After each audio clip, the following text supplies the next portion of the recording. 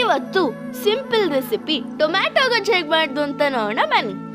ಒಂದು ಕಡೆ ಟೊಮ್ಯಾಟೊ, ಈರುಳ್ಳಿ, ಮೆಣಸಿನ್ಕಾಯಿನ ಚಿಕ್ಕದಾಗಿ ಕಟ್ ಮಾಡಿಟ್ಕೋಬೇಕು. ಹಾಗೆ ಒಂದು ಕಡಾಯಿಗೆ ಎಣ್ಣೆ, ಸಾಸಿವೆ, ಜೀರಿಗೆ, ಕರಿಬೇವಿನ ಸೊಪ್ಪು ಹಾಕ್ಕೊಂಡು ಸ್ವಲ್ಪ ಮಿಕ್ಸ್ ಮಾಡಿದ ನಂತರ ಕಟ್ ಮಾಡಿರುವಂತಹ ಮೆಣಸಿನ್ಕಾಯಿನ ಕೂಡ ಹಾಕ್ಕೊಂಡು ಸ್ವಲ್ಪ ಮಿಕ್ಸ್ ಮಾಡಬೇಕು. ಹಾಗೆ ಕಟ್ ಮಾಡಿರುವಂತಹ ಈರುಳ್ಳಿನ ಹಾಕ್ಕೊಂಡು ಸ್ವಲ್ಪ ಹಸಿ ವಾಸನೆ ಎಲ್ಲ ಹೋಗೋ ಥರ ಸ್ವಲ್ಪ ಬ್ರೌನಿಷ್ ಕಲರ್ ಬರೋ ಥರ ಅದನ್ನು ಕೂಡ ಮಿಕ್ಸ್ ಮಾಡಬೇಕು.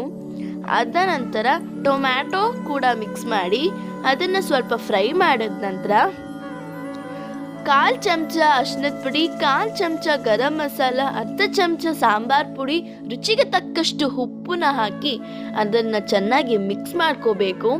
1-1.5 ಚಿಕ್ಕ ಲೋಟದಲ್ಲಿ ನೀರನ್ನ ಮಿಕ್ಸ್ ಮಾಡಿಕೊಂಡು ಅದನ್ನು ಚೆನ್ನಾಗಿ ಕುದಿಸಿದ್ರೆ ಬಿಸಿಯಾದ ರುಚಿಯಾದ ಟೊಮ್ಯಾಟೊ ಗೊಜ್ಜು ರೆಸಿಪಿ ರೆಡಿ. ಇವತ್ತೇ ಟ್ರೈ ಮಾಡಿ ನೋಡಿ.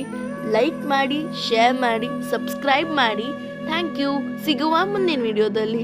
ಬಾಯ್. ಹಾಗೆ ಲಾಸ್ಟಲ್ಲಿ ಕೊತ್ತಂಬರಿ ಸೊಪ್ಪನ್ನು ಕೂಡ ಮಿಕ್ಸ್ ಮಾಡಿಕೊಂಡ್ರೆ ಸೂಪರ್ ಟೇಸ್ಟ್.